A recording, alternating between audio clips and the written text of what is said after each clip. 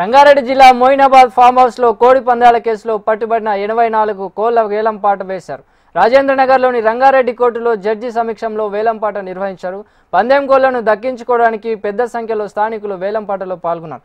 84 కోళ్లకు 16,65,000 రూపాయలకు వేలంలో పందెం కోళ్లు కొనుగోలు చేశారు.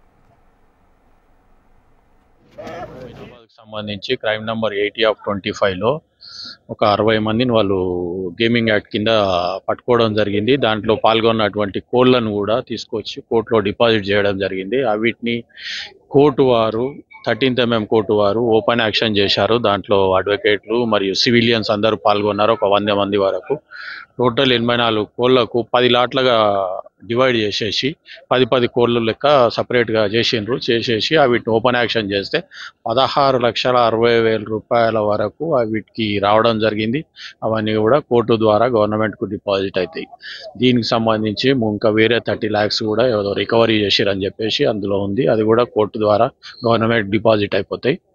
ఇక వేరే వెహికల్స్ ప్లస్ ఫోన్స్ ఉన్నాయి. అవి దానికి సంబంధించిన ఓనర్స్ ఎవరైతున్నారో వాళ్ళు ఆర్సీ చూయించి పిటిషన్ ఫైల్ చేసుకుంటే వాళ్ళ కోర్టు ద్వారా వాళ్ళకు రిలీజ్ కార్లు కానీ ఫోన్లు కానీ వాళ్ళకు రిలీజ్ చేయడం జరుగుతుంది.